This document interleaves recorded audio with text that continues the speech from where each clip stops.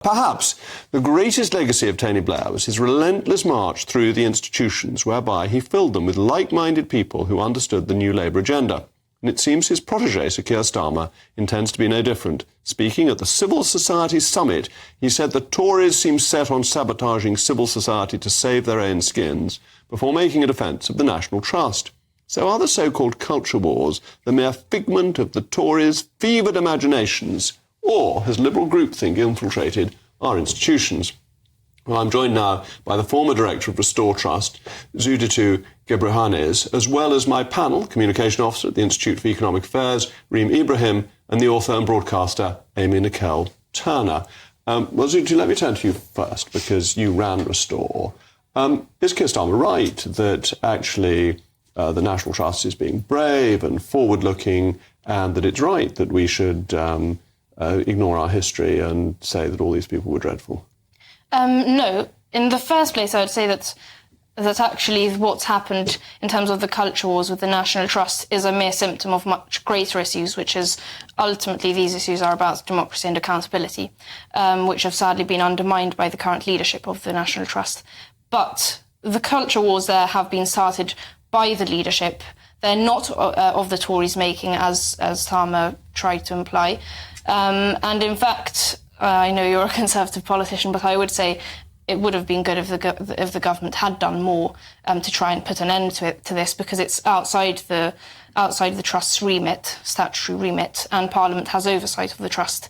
But no, I mean, doing things like promoting a divisive book called Green Unpleasant Land, and having a colonial countryside project which brings in children to explore colonial histories at the expense of all other aspects of property's history, I think is quite divisive and controversial. It's just a very odd thing to do. The National Trust is there to maintain great historic buildings that were very often given to them by the families who built them. And apart from anything else, it seems slightly bad manners then to trash the families who gave you these fantastic properties. Yes, and it's also strange because it's not as though, I mean, the National Trust argue that they're bringing more history to these places and we all want more history. And of course, I'm sure you would agree, I definitely would agree that it was very interesting to have more history. Unfortunately, this is very bad history. They're not using historians. They're bringing in people like, English academics, or people who have, who are trendy for other reasons, and bring them to front campaigns which are essentially about virtue signalling rather than anything else. And Amy, Keir Starmer saying the Tories are fighting the culture wars. Actually, it's, dare I say, you who started it, isn't that right? Well, I think it was Lee Anderson who said that the next general election will be fought on culture wars, and aren't we seeing that come to fruition? But I think when you take aim at something like the National Trust, which is quintessentially British, it's like taking aim at the Spice Girls or Walker's Crisps. Just don't do it, because it's not going to end with any popularity gain. And it hasn't. At the moment, the National Trust has 1 million more visitors subscribing than last year, and it's actually really cheap to be a member. I looked up today, it's £7 a month, which is an absolute bargain. And for that, I want to know more rather than less, and whether some of it might be uncomfortable, the truths about some of the colonial history of these properties.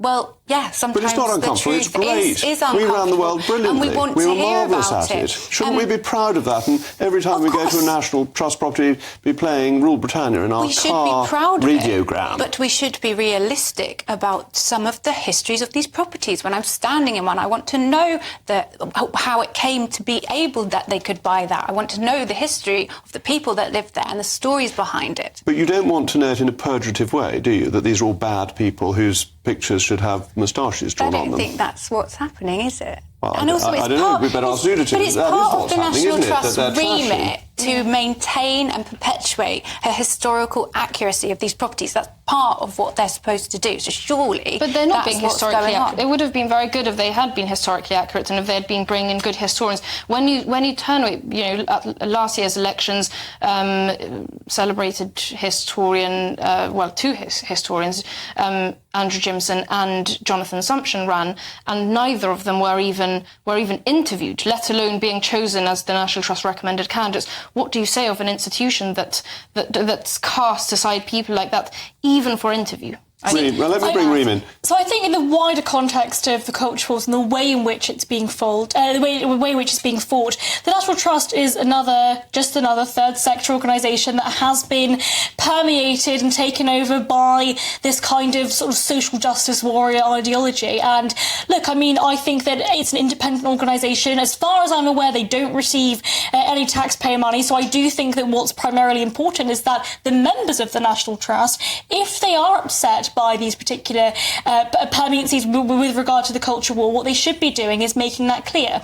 Now, if we want to win the culture war, and if we think that actually sort of conservative values are the way forward, what we should be doing is being as loud as the left. Unfortunately, the left are winning the culture war because they're much louder than we are. So come on, Amy, you're the clever one. You're winning the culture war. Tony Blair set it up to Can I tell institute lefties into all these positions. Your side has got a grip on our nation. Here's the truth. There is no culture war. Boom, bombshell. And that's the truth. Keir Starmer now says there is. Your mate Keir now saying there is one. What's the key? Why did Keir Starmer bring up the culture wars today? It's because your side are using it as a distraction from what really matters: the economy, health, Well, interest education. rates about to come down, taxes about to come down, the economy growing when Germany's in recession. If we continue to constantly talk about the National Trust and 45,000 people coming across the channel constantly, and we don't talk about growth, But this is the reality, Amy. Then where's the long-term plan? All you're going to do is divide people for a temporary, short-term kick that's only going to impress a few people. I don't buy this argument that the culture war is about short-term divisiveness.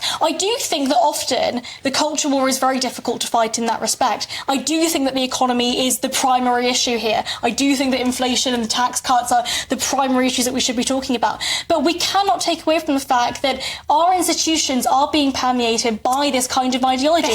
Why are the National Trust spending huge amounts of money training their staff on unconscious bias? OK, well, Zewditu, you can tell us that. Well, I was just going to say one thing. With the distraction, I think actually it's the National Trust leadership who have deliberately used these, they've been saying, oh, look, we're doing this for inclusivity, diversity and so on. And actually they're trying to take away from the fact that they've been undermining democracy and accountability, which I think are much bigger issues. And that's what's led to them being able to quash the members and quash dissent from members. I think that's a real distraction here. And Amy, that's really important, isn't it? Because the National Trust had a pretty dodgy voting system where you could press a button to vote for all their candidates, and if you wanted to vote for anybody else, you had to wade through mounds of online paperwork. I know that the National Trust has been a thorn in your side for quite a while now, but the truth is that there are record numbers of malnutrition in this country at the moment. That's the type of thing that people want to talk about. We don't want to talk about National Trust. We're quite happy with it. Let's leave it alone. Why is Keir Starmer talking about this, then? Because he's used it as a point to highlight how ridiculous conservative politics has become.